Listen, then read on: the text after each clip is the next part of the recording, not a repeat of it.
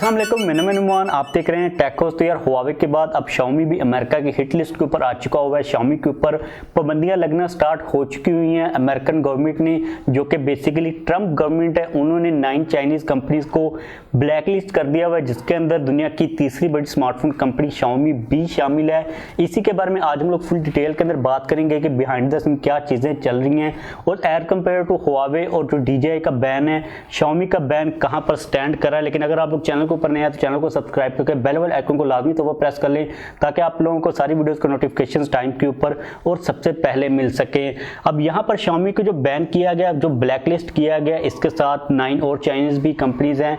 अब ये डिफरेंट है थोड़ा सा हुआवे के बैन से। इसके अंदर सीन ये है कि ट्रंप एडमिनिस्ट्रेशन ने जो अमेरिकन इन्वेस्टर्स थे उनको ब्लैक लिस्ट किया है कि वो लोग Xiaomi और जो दूसरी 9 कंपनीज हैं उनके अंदर इन्वेस्ट नहीं कर सकते। उनकी अगर उनके अंदर किसी किस्म की इन्वेस्टमेंट्स है इन कंपनीज में से किसी के अंदर भी, तो उनको नवंबर तक का टाइम दिया गया। उन लोगों ने अपनी जितनी भी इन्वेस्टमेंट्स थी इन सारी कंपनीज के अंदर उनको बाहर लेके आना, मतलब कि वहाँ से निकाल लेना है। अभी तक के लिए इतना काम किया गया Xiaomi को लेके। जो दूसरी कंपनीज है वो हमारे लिए इतनी खास इंपॉर्टेंट नहीं है, हमारे लिए सबसे ज़्यादा इंपॉर्टेंट है Xiaomi।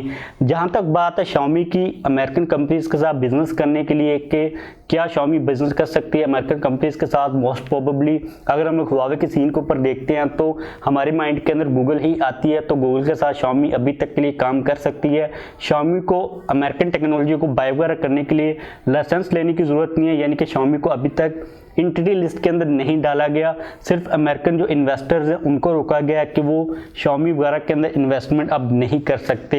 अभी तक की यही डेवलपमेंट है। लेकिन अगर हम लोग ट्रैक रिकॉर्ड के ऊपर देखते हैं, अगर हम लोग हुआवे की बात करते हैं या फिर DJI की बात करते हैं, ZTE की बात करते हैं, उनके ऊपर भी जो पाबंदियां लगना स्टार्ट हुई थी वो इसी तरह स्टार्ट हुई थी। अभी तक Xiaomi को एंटिटी लिस्ट के अंदर नहीं डाला गया। एंटिटी लिस्ट बेसिकली होती है कि उनको करार दे दिया जाता है कि अमेरिका के लिए एक नेशनल सिक्योरिटी थ्रेट है। Xiaomi के बारे में उन्होंने ये कहा है कि ये बेसिकली चाइनीज़ मिलिट्री की कंपनी है जो कि चाइनीज़ मिलिट्री को सपोर्ट करती है, और उन्होंने किसी किस्म का कोई भी प्रूफ नहीं दिया।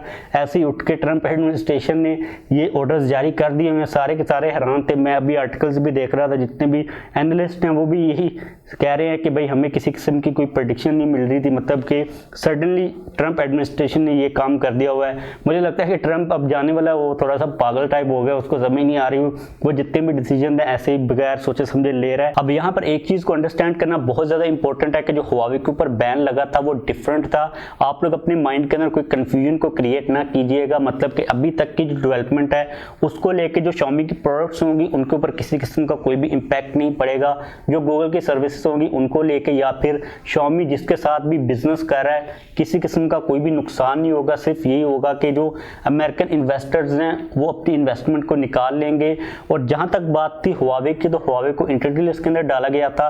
उसका मतलब ये था कि ना तो हुआवे अमेरिका से टेक्नोलॉजी बाय कर सकता है और ना ही हुआवे अमेरिका को टेक्नोलॉजी अपनी सेल कर सकता है, मतलब कि ना तो वो गूगल के साथ काम कर सकता है और ना ही गूगल हुआवे के साथ काम कर सकती है। यहाँ पर सीन ये है कि सिर्फ जो इन्वेस्टर्स है वो बाय चले जाएंगे। Xiaomi का जो बिजनेस चलता रहेगा, जो सेल्स होंगी वो सारी की सारी ही कंटिन्यू रहेंगी। लेकिन यार मुझे ये लगता है कि अगर हम लोग हुआवे के ऊपर देखते हैं तो इनको जो बड़ा मसला था वो 5G को लेके था। अगर हम बात करते हैं Xiaomi की, तो Xiaomi का फॉर्चुनेटली अगर हम लोग कह लें कि 5G के साथ किसी किस्म का इतना कोई खास लिंक नहीं है, इसलिए Xiaomi को फ्यूचर के अंदर मुझे लगता नहीं है कि इतना ज़्यादा तंग किया जाएगा। लेकिन एक बात ये भी इंपॉर्टेंट है कि जो नई वहाँ पर गवर्नमेंट है ये वो क्या करती है, और ये जो डिसीजन लिया गया बिल्कुल एंड टाइम के ऊपर लिया गया ट्रंप का। मुझे लगता है कि ट्रंप ने जो आखिरी कुछ फैसले किए उनमें से एक ये भी फैसला था। तो आप लोग अगर Xiaomi का कोई स्मार्टफोन यूज़ करें या फिर आप लोग बाय करने के बारे में सोचें तो आप लोगों को टेंशन लेने की ज़रूरत नहीं है। वैसे पर्सनली तौर पर यार मुझे भी अंदर से टेंशन हो गई हुई है, क्योंकि अमेरिका का कोई किसी किस्म का भरोसा नहीं है। और Xiaomi की जिस